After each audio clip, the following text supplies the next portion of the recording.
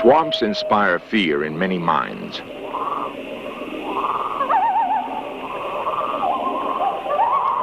Dark and damp, they are full of mystery and creatures that slither in the mud. An experienced guide entered Louisiana's Honey Island swamp one fall day in 1973. The outing would become the stuff nightmares are made of.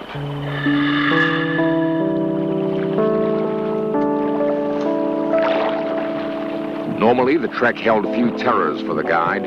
Even the lethal alligator was rarely a problem for an experienced outdoorsman. The guide would discover something else lurking in these quiet waters, something that struck his boat.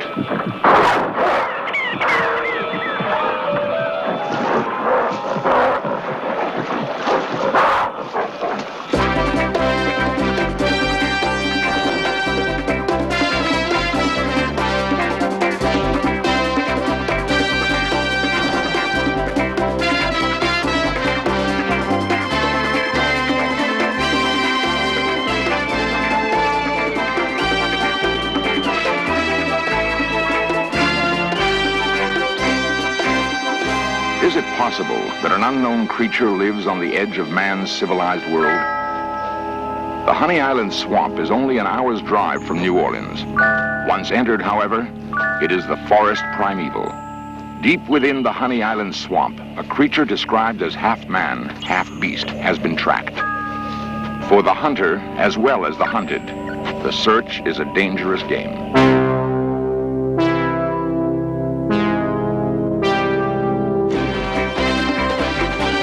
This series presents information based in part on theory and conjecture. The producer's purpose is to suggest some possible explanation, but not necessarily the only ones, to the mysteries we will examine.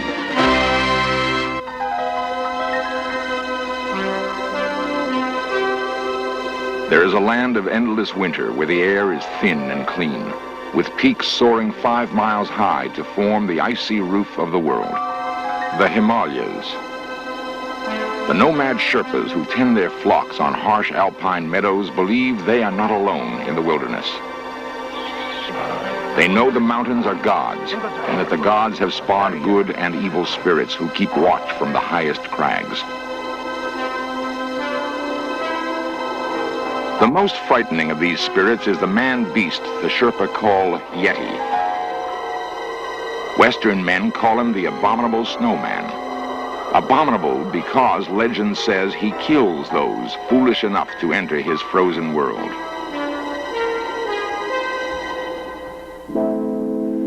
Sir Edmund Hillary had heard of the abominable snowman, but along with Sherpa Tenzing Norgay, he challenged the elements and the unknown to scale Mount Everest in 1953.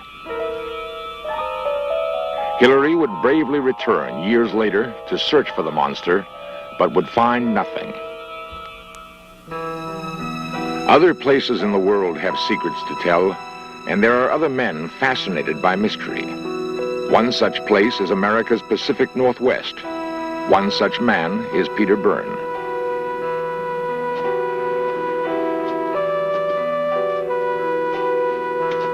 Like the Himalayas, this is a high and lonely land, as yet unvanquished by the steady surge of humanity called progress.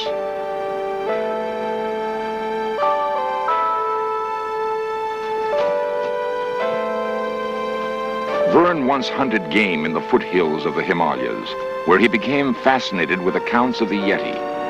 Now he roams the Northwest, substituting camera for gun, in search of another man-like beast, Bigfoot. Men of strong character have challenged this wilderness before. In 1924, a group of rugged miners staked a claim near Mount St. Helens in Washington state. They reported that early one morning, they were attacked by giant rock-throwing beasts. The battle lasted hours.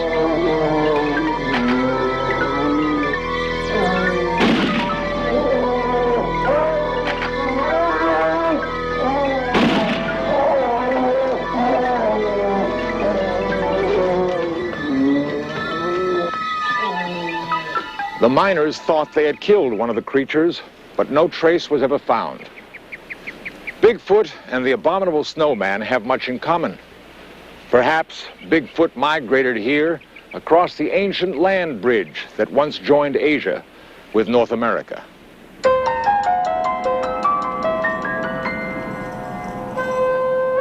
A world away from the mountains is the urbane and colorful city of New Orleans. Yet less than 40 miles from the Superdome, concrete and steel give way again to wilderness. Called Honey Island Swamp, 27,000 acres of sluggish streams, still ponds, and dense subtropical forest make up another of the world's great remaining primitive areas. Life on the edge of this vast Mississippi Delta bayou seems prosaic enough, with comfortable old homes punctuating lush farmland.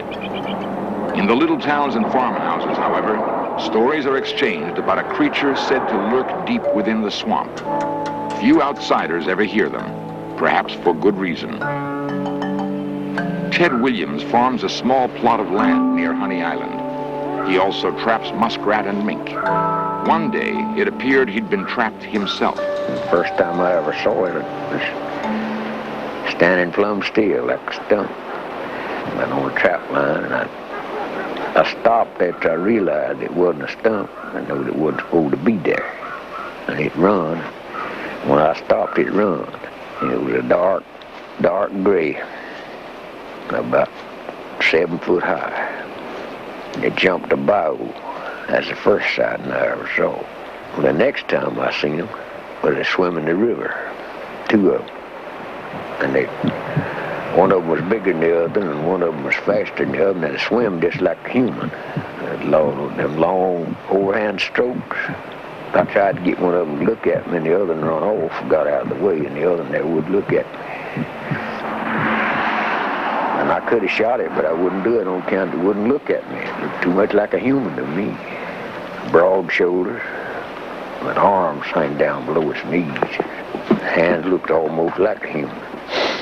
Well, I don't like to talk about it because people don't believe what you say, what you've seen. And I don't like to be called a liar. Nobody does. There are those who scoff at Ted Williams and say his story is beyond belief, beyond comprehension. The swamp is undeniably vast, however, and still largely unexplored.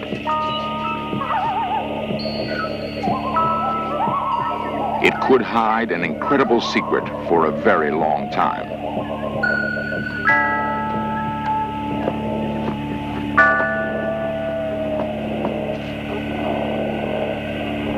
Ted Williams is not the only one to confess seeing something frightening in the swamp. While some still prefer to keep quiet, others have begun a systematic search for the creature. At this time, we're well within the interior of Honey Island Swamp, and you can tell by our surroundings here it's a pretty desolate area. This is one of the main spots here that we're at now. When we came through going to the camp and we first encountered this creature was in this very area right here. Harlan Ford is a retired air traffic controller who has lived near the swamp for 20 years. Going to the camp, pitching through this ravine right here is where we found where it had been leading off of this ridge, coming right through this little ravine bottom on this wet ground. And this is where we first found its tracks, and it was watering about 50 yards over at this creek over here. And at no time did we find any tracks where it had gone in the water. But once it would get to this water's edge, just as a bear would do or something, then I guess it would let down to drink. And that's when we would find the heavy clawed front feet of this creature.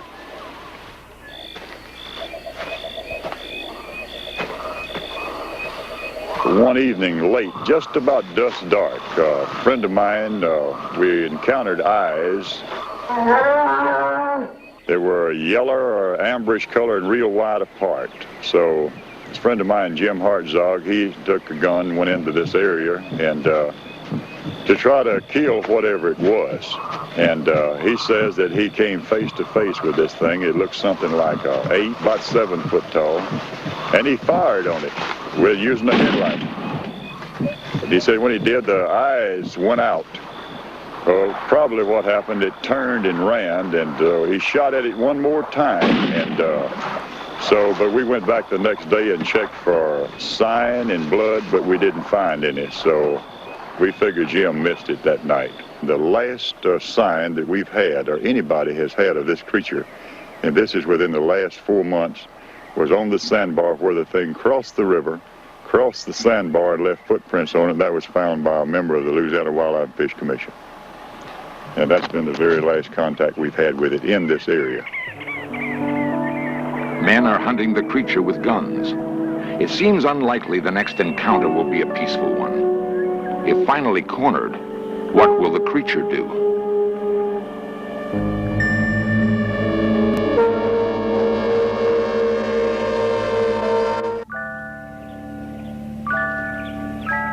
Honey Island Swamp has been largely ignored by men and seemingly forgotten by time.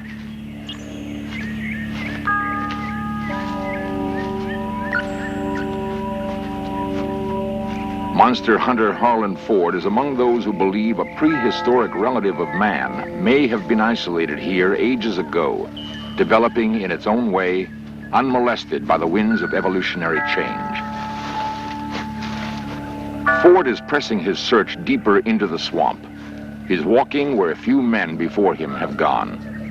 Traditional scientists have largely ignored the reports of monster sightings. Ford hopes to come up with evidence that will change their minds. A track, obviously fresh. It resembles nothing that is known to inhabit the swamp. Clearly, the track was not made by a man.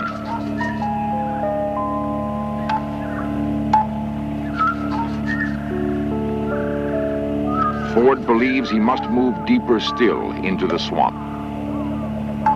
Darkness is approaching, however, and Ford is a prudent man. The tracks ascribed to the monster give Louisiana state naturalist George Stevens a clue to its size.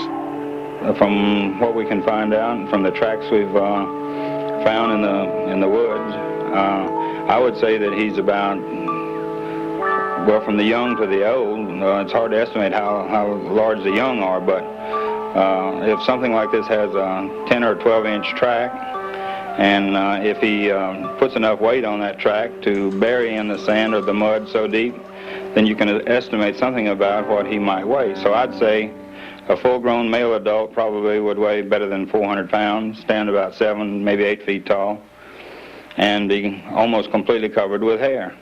A frightening picture, but it will take more than plaster casts of 3-toed webbed feet to convince the skeptical. Michael Nahey has his own ideas of what the monster might look like.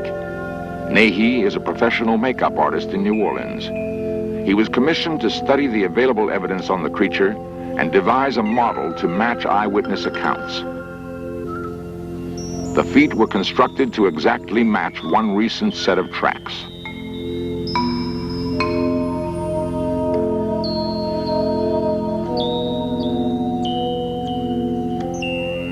The face mask couldn't be as accurate.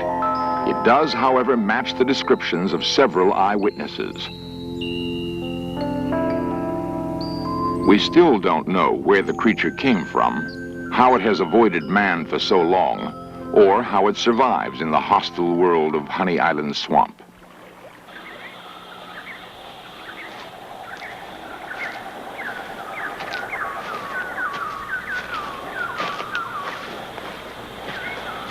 If a man can survive in the bayou without tools or fire, it follows that a man-like creature can.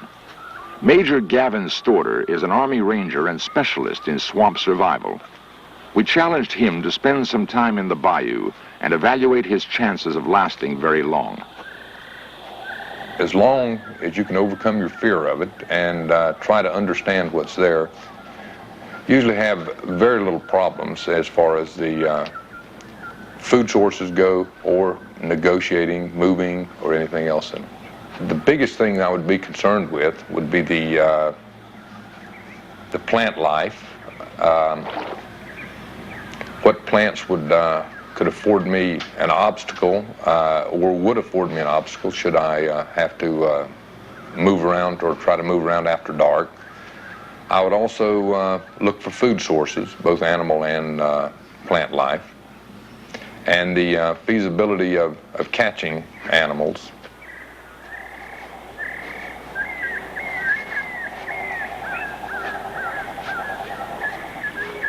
To live and remain healthy, you would have to spend almost all waking hours, just like an animal, gathering food. Most of the plant life is edible, if you can get it past your mouth.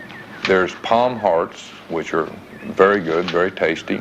There's a lot of lily-type plants that have large roots that are very edible. Taste a lot like radishes or turnips.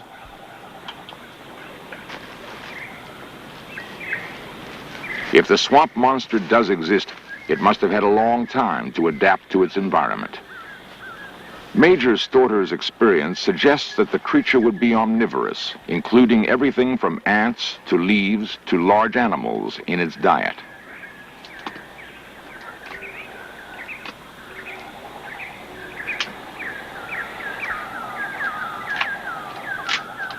It is clear that only with great cunning and strength could a large creature endure very long. As far as the insect life goes, there would be a lot of insects that could be eaten. And animals are in abundance, both turtles, snakes, possums, armadillos that could be captured and eaten.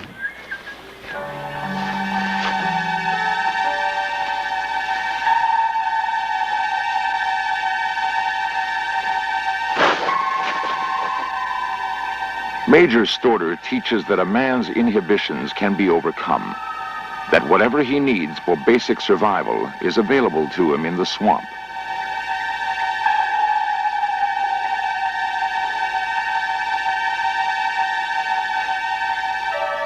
The monster would have no problem with squeamishness. It would, however, have to roam the swamp almost constantly in search of its next meal, and would be roaming even now. The incessant need to hunt might explain the creature's apparently aggressive behavior. There are other large predators with which the monster would have to compete for food. It is difficult to imagine, however, that a creature supposedly 8 feet tall and cunning enough to outwit humans would have natural enemies. Man alone seems capable of posing a serious threat to a creature as clever and aggressive as this one is supposed to be. Men are clever and aggressive too. The threat becomes more real as interest in the swamp mystery increases.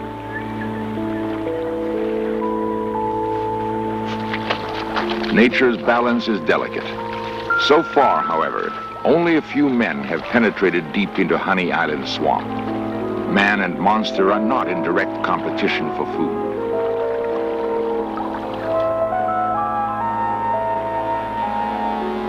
It is possible to assume that as men slowly encroach on the swamp, these legendary creatures will be in retreat.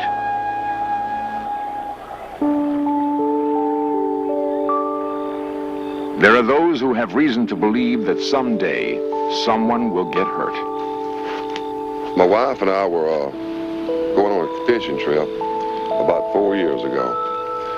And about 9 o'clock that night, well, I heard this peculiar noise that screamed out down the river, I'd say a half a mile away.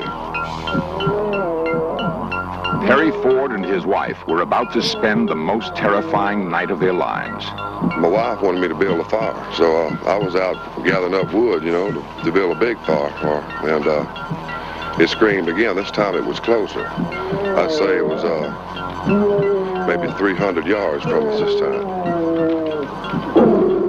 This really scared her, and it scared me. I tried not to let her know it scared me, you know, but so I went ahead and kept on building fires, and less than 10 minutes later it squalled again, and this time it was right on top of us, you know.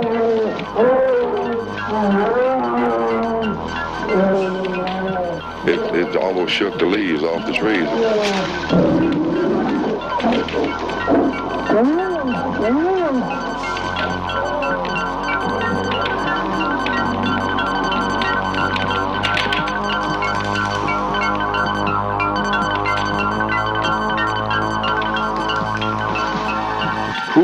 what was it that terrorized the forge that night in the swamp?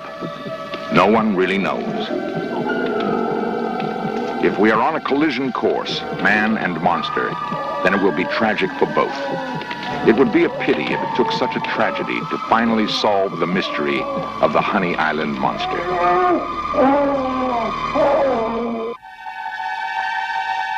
Mankind may have evolved from a swamp like this eons ago. Perhaps we left a part of ourselves behind. I know what I saw, and I know what we got on. And since then, we don't sleep in that camp without a nylon rope on the door or without a loaded gun. From my standpoint, I'll relate it just like it is. And if people believe it, they believe it. If they don't, they don't. We can't control what people think. But whatever it is, it's still in there. You can take and walk in there today, and where you walk at today in there, I would say that there's spots in there no man has ever walked on before. It's that remote. And therefore, that whatever this is that exists, I don't say it's a monster, I don't know what it is, but whatever this is, if it prowls and continues to prowl at night in a swamp area this huge, it could stay in there another 200 or 300 years and not be located. It is easier to explain the existence of a hitherto unknown creature in Honey Island swamp than to understand the apparent indifference of scientists to evidence and eyewitness accounts. What is needed is a thorough, objective search for the man-like creature that has been reported here.